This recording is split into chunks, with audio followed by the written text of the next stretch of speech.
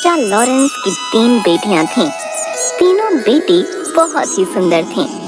सबसे बड़ी राजकुमारी का नाम मैरी था और मंझली राजकुमारी का रोज था और सबसे छोटी और चंचल राजकुमारी का नाम एली था। सब बहुत हंसी खुशी से रहते थे। सब कुछ अच्छे से चल रहा था। एक दिन राजा लॉरेंस अपनी बेटियों के साथ खाना खा रहे थे। आज मैं आप तीनों से एक सवाल पूछता हूँ। हाँ पिताजी पूछो। बताओ तुम किसके भाग्य का खाते हो? पिताजी, आप मेरे पिताजी हैं और मैं आपकी बेटी हूँ, इसलिए मैं आपके हक का खाती हूँ। रोज तुम बताओ, तुम किसके भाग्य का खाती हो? पिताजी, आप ऐसा क्यों पूछ रहे हैं? आप एक राजा हैं और मैं आपके राज्य में रहती हूँ, इसलिए मैं राजा यानी आपके भाग्य का खाती हूँ। लॉरेंस अपनी दोनों बेटियों के जवाब से बहुत खुश था। फिर उसने अपनी तीसरी बेटी को अपने पास बुलाया। एली, तुम बताओ, तुम किसके भाग्य का खाती हो? पिताजी, हर इंसान और पशु पक्षी अपने अपने हक का खाते हैं, इसलिए मैं भी अपने हक का खाती हूँ। एली की ये बात सुनकर लॉरेंस को गुस्सा आ गया। ठीक है, अगर तुम अपने हक का खाती हो तो यहाँ से निकल जाओ। मैं भी देखता हूँ तुम्हारा भाग्य कितना बलवान है। मेरे दिए बिना तुम्हें कैसे खाना मिलता है। राजा ने गुस्से में आकर अपनी पुत्री को एक जंगल में छुड़वा दिया। लेकिन एली को समझ नहीं आया कि उसकी गलती क्या है। वो एक पेड़ के नीचे बैठी बैठी सोचती रही। थोड़ी देर बाद उसे नींद आ गई। जब वो सुबह उठी तो उसे प्यास लगी। वो चलने लगी। थोड़ी देर चलने के बाद उसे एक तालाब दिखा। उसने उस तालाब में जाकर हाथ मुंह धोए। तभी वो तालाब पूरा सूख गया। वो आश्चर्य में पड़ गई।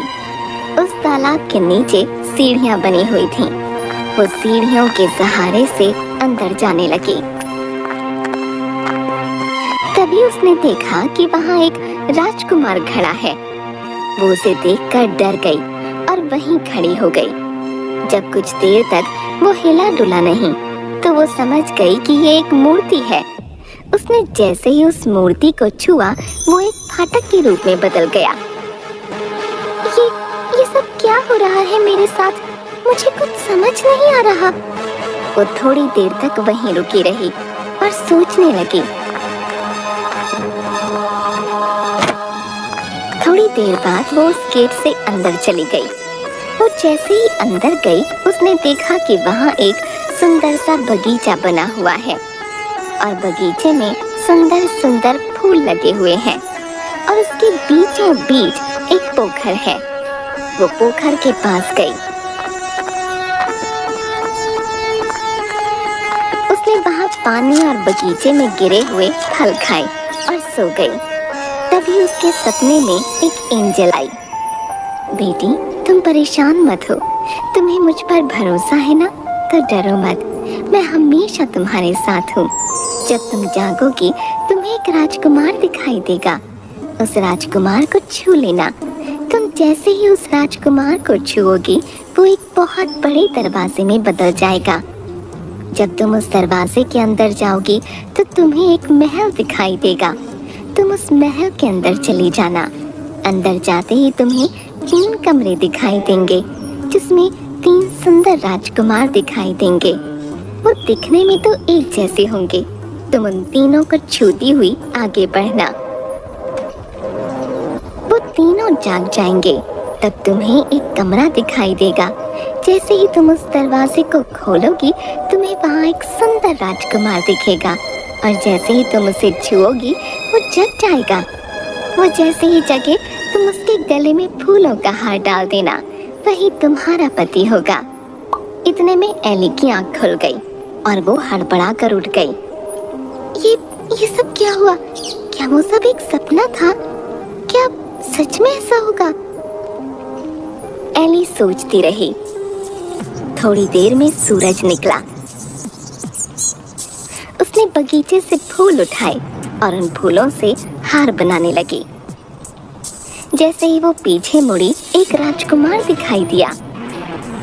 अरे ये तो बिल्कुल वैसा ही हो रहा है जैसा कि एंजल ने सपने में कहा था। एली ने उस राजकुमार को छुआ। वो एक दरवाजे में बदल गया। वो आगे चली गई। फिर उसने महल को देखा।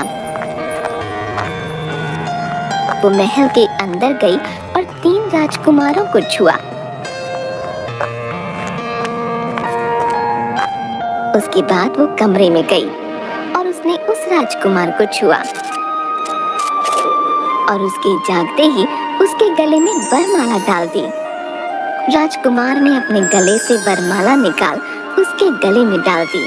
महल में शहनाई की आवाज आने लगी। दोनों ने विवाह किया।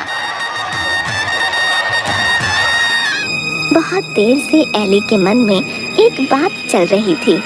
मेरे मन में बहुत देर से एक बात चल रही है। मैं आपसे पूछूं?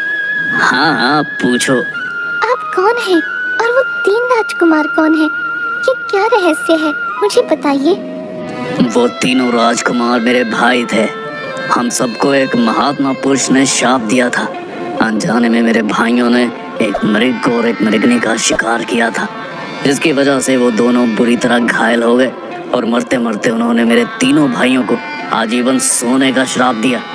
जब मुझे ये बात पता चली, मैं भागा भागा वहाँ गया तो उन्होंने मुझे ये कहते हुए शाप दिया कि तुम्हारे राज्य में ये सब हुआ है, इसलिए तुम भी पाप के भागी हो। मैं उनसे माफ़ी मांगने लगा। मेरे माफ़ी मांगने पर उन्होंने कहा, मैं अपना दिया हुआ शाप तो वापस नहीं ले सकता। हाँ, इसका एक उपाय बता सकता हूँ। उन्होंने उपाय बताते हुए कहा कि जब कोई धर्मोत्तम कन्या तुम्हें और तुम्हारे तीनों भाइयों को छुएगी, तुम सब वापस उसी अवस्था में आ जाओगे। आज तुमने आकर हमें एक नया जीवन दिया है। राजकुमार की बात सुनकर एली ने भी अपने साथ हुई सारी बात बताई और बताया कि किस तरह बिना अपराध के उसको दंड दिया गया और वो यहाँ तक पहुँची। राजकुमार ने उसे गले से लगा लिया और दोनों खुशी खुशी रहने लगे।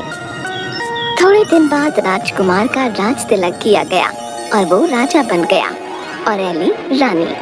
दोनों राज करने लगे। उनके राजा रानी बनने से उनकी प्रजा खुश थी। उनके राज्य में सब कुछ अच्छे से चल रहा था। लेकिन थोड़े ही दिनों बाद एली को अपने माँ बाप की याद आने लगी और वो उदास रहने लगी। एक दिन, क्या हुआ एली, तुम ऐसे उदास क्यों बैठी हो? मुझे अपने पिता की बहुत याद आ रही है। मैं उनसे मिलना चाहती हूँ। पता नहीं वो लोग कैसे हैं। मेरी बहनें, मेरी माँ, सब पता नहीं कैसे हैं।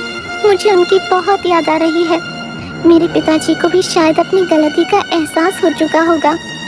अगर ऐसा है तो चलो हम उनसे मिलने चलते हैं। तुम परेशान मत हो, हम कल ही तुम्हारे घर जाएंगे।